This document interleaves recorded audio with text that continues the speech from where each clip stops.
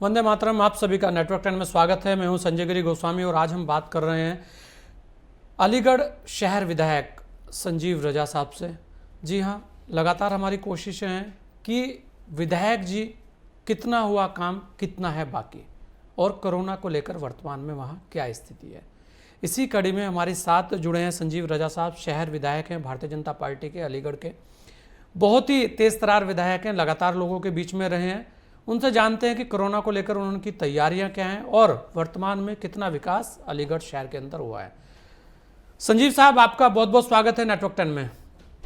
धन्यवाद भैया आपका।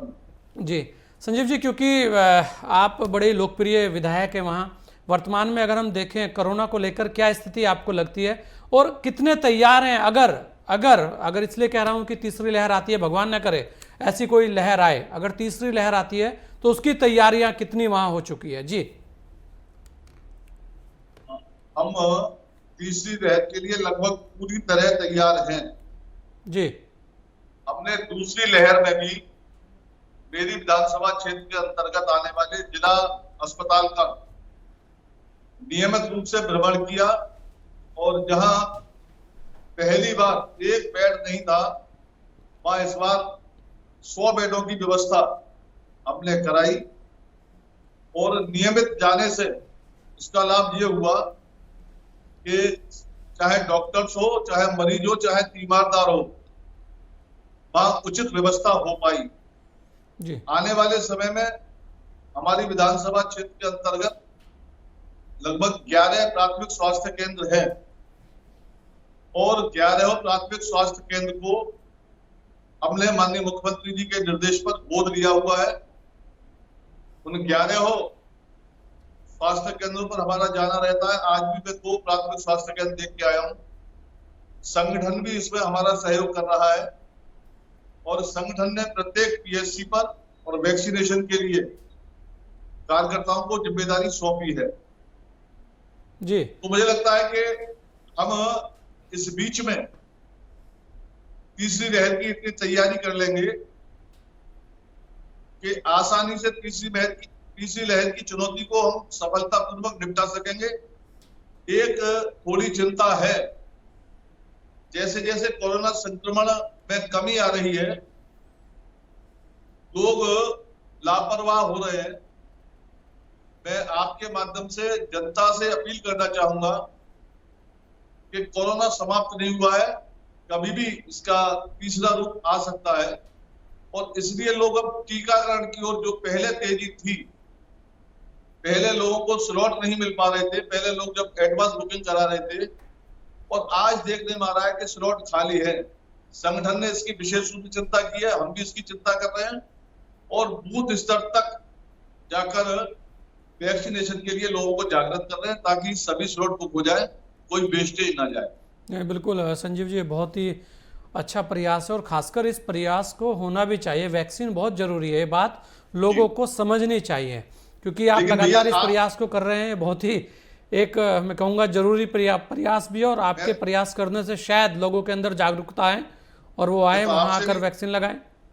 हम तो आपसे भी, आपके चैनल के माध्यम से भी निवेदन करना चाह रहे हैं कि जनता को ये मैसेज, क्योंकि जो ग्रामीण क्षेत्र में या ग्रामीण पृष्ठभूमि के जो लोग हैं उनके मन में ये आ गया कि अब कोरोना रहा ही नहीं तो हमें वैक्सीनेशन की आवश्यकता क्या है। जी, ये बात मन से निकालनी होगी। हम भी प्रयास कर रहे हैं, आपका भी सहयोग चाहिए। नहीं, बिल्कुल, और ये बहुत ज़रूरी है और अफवाहों पर ध्यान ना दें, ये भी बहुत ज़रूरी है। संजीव जी, क्योंकि अलीगढ़ बहुत ही एक हम कहेंगे मशहूर क्षेत्र है, आप वहाँ से विधायक हैं, क्या आपको लगता है कि जो वहाँ की समस्याएं थी, मूल जो समस्याएं थी, जो आपने वादे किए थे, वो पूरे हो चुके? क्योंकि 4.5 वर्ष लगभग आपको हो चुके हैं। ऐसी बहुत सारी बातें थी लोगों के मन में कि बहुत सारे काम अभी भी अधूरे पड़े हैं। देखिए, हम बताएं, हमने बहुत वायदे नहीं किए। जी, हम वायदों में विश्वास नहीं करते, इरादों में विश्वास करते हैं और जब इरादे नेक हों तो मैं गर्व के साथ कह सकता हूं कि आजादी के 70 साल बाद भी हमारे शहर विधानसभा का एक वार्ड ऐसा था जिसका विद्युतीकरण नहीं हो पाया था। वो वार्ड नंबर 9 और वार्ड नंबर 3 का एक हिस्सा, नगला फला साहिबाबाद और कबीर नगर। हमने उस क्षेत्र को ऊर्जीकृत कराया। नव विकसित क्षेत्र था, उसमें लगभग 25 से 30 सड़कें हमने उसमें बनवाई है।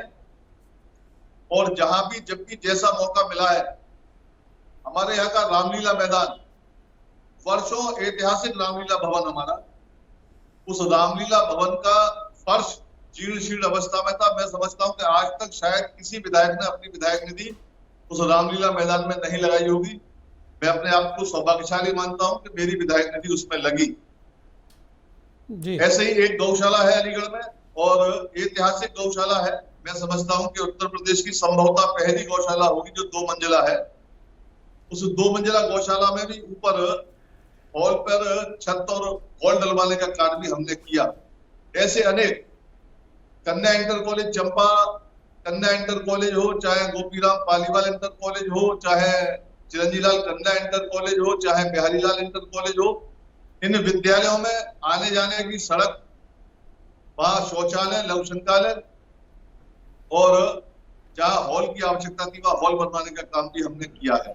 नहीं, बिल्कुल संजीव जी, अगर देखें क्योंकि नगर का क्षेत्र काफ़ी ज़्यादा है आपके यहाँ पे, तो कोरोना के इस काल में आप देखेंगे जो सफाई कर्मी हैं उनकी एक भूमिका अलग ही थी।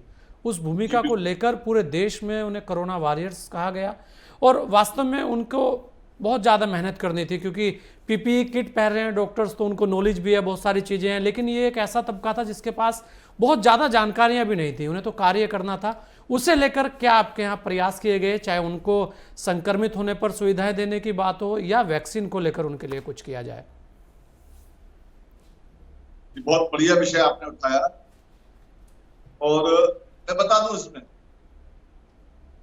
कि इम्यूनिटी पावर जिसकी मजबूत है वो संक्रमण से दूर रहा। मुझे ये कहने में गर्व है कि सफाई कर्मचारी में यूनिटी पावर बहुत अच्छी संख्या में थी, बहुत अच्छी उनकी स्थिति थी। हमारे यहाँ संभवतः शायद ही कोई ऐसा मामला आया, और अन्यथा हमारे यहाँ कोई ऐसा मामला नहीं है जी। लेकिन फिर भी जब पहली बार कोविड संक्रमण फैला था, तो अलीगढ़ शहर के हर वार्ड में हमारे कार्यकर्ताओं के द्वारा और हमारे द्वारा ऐसे सभी कोरोना योद्धाओं को सम्मानित किया गया, उनकी आवश्यकताओं की पूर्ति की गई। जहां जो कमी थी उसको दूर करने का प्रयास किया गया, और उसका परिणाम है कि संभवतः जागरूकता का परिणाम है कि संभवतः हमारे यहाँ सफाई कर्मचारियों में कोरोना संक्रमण की रफ्तार ना के बराबर है। जी, चलिए, तो बहुत ही अच्छी बात है। अगर हम बात करें अलीगढ़ की, तो ऐसे कौन से कार्य हैं जो संजीव राजा जी आज भी अधूरे हैं और आपको लगता है कि ये कार्य आपके समय में ही पूरे होने चाहिए, और वास्तव में उन कार्यों को होने से जो जनता है वो बहुत ही ज़्यादा लाभ ले सकेगी? देखिए, कार्य तो मैं समझता हूं कभी भी कोई पूरे नहीं करा पाएगा जी। हर बार कुछ ना कुछ काम अधूरे रह जाएंगे। मैं पहली और संभवतः अंतिम बार का विधायक हूं, और मैंने प्रयास किया कि अलीगढ़ की आवश्यकताओं की पूर्ति हम कुछ कर सके। हमारे यहाँ एक अचल सरोवर है, बड़ा धार्मिक स्थल है, पौराणिक स्थल है जी। महाभारत में भी उस ग्रंथ का उसका उल्लेख है। स्मार्ट सिटी के माध्यम से लगभग 25 करोड़ की योजना से अलीगढ़ की देवनगरी कही जाने वाली अचल सरोवर के सौंदर्यीकरण का काम अभी लंबित है, और मुझे लगता है कि अगले 6 से 8 महीने में संभवतः वो काम हो जाएगा जी। कई अड़चने भी आती हैं, कुछ कागज की अड़चन है, कुछ नियमों की अड़चन है। अलीगढ़ शहर में आप आश्चर्य करेंगे, एक भी सड़क, केवल एक सड़क हमारी बेलरोज बाईपास को छोड़कर पीडब्ल्यूडी की एक भी सड़क नहीं है। हमने इस बार बीड़ा उठाया है कि 9 जो शहर की प्रमुख सड़कें हैं उनको नगर निगम से पीडब्ल्यूडी को हस्तांतरित करा सकें जी, और उनको सुदृढ़ीकरण के माध्यम से उनके नवनिर्माण करा सकें जी।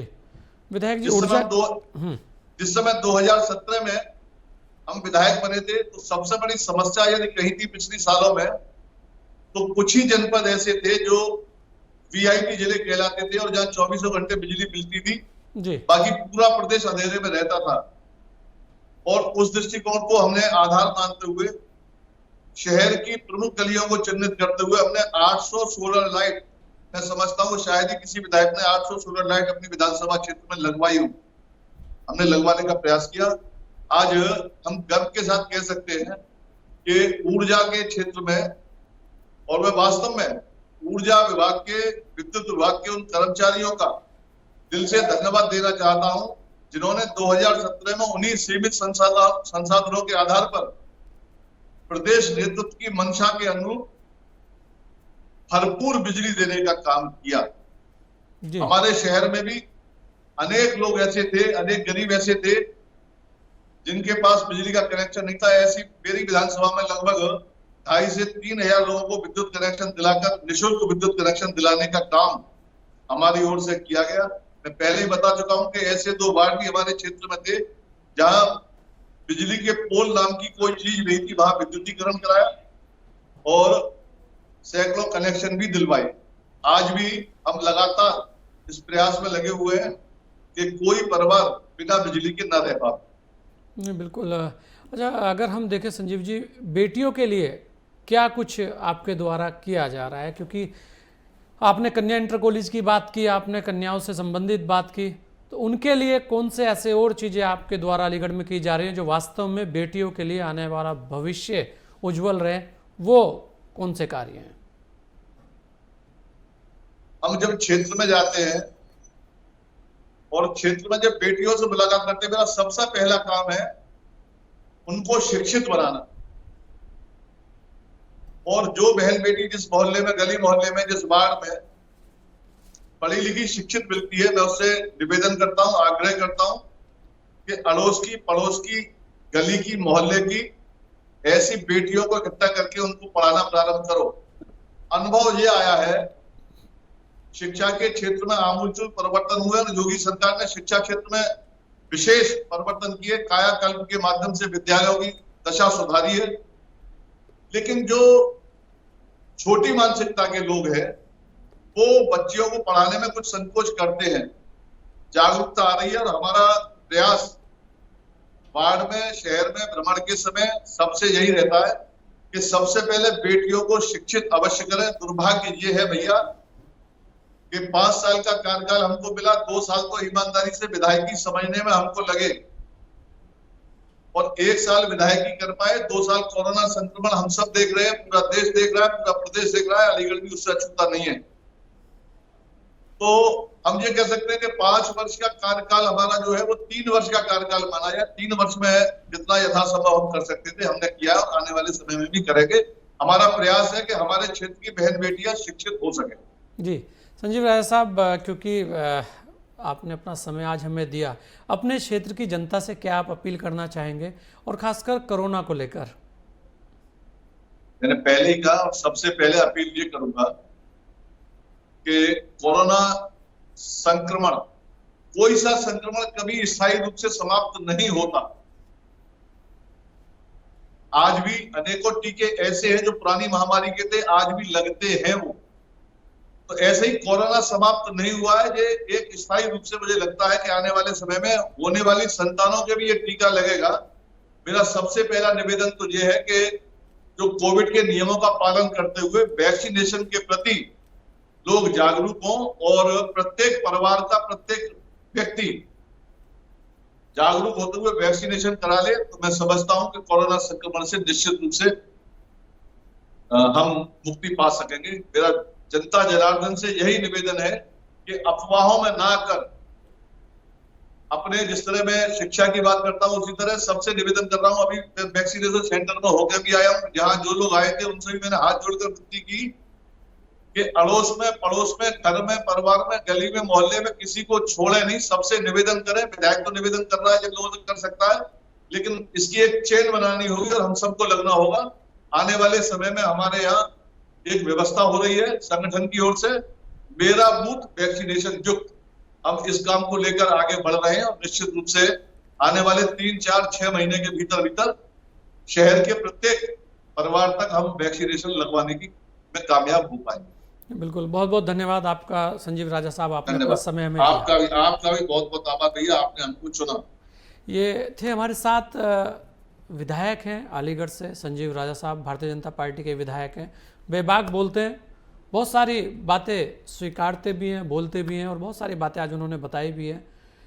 वो भी यही कह रहे हैं कि कोरोना कहीं गया नहीं, आप लापरवाह मत होइए, मास्क लगाइए, वैक्सीन जरूर लगाइए, सोशल डिस्टेंसिंग का पालन कीजिए, तभी हम इस कोरोना जैसी महामारी से जीत पाएंगे। इस खास मुलाकात में इतना ही, दीजिए मुझे इजाज़त। जय हिंद।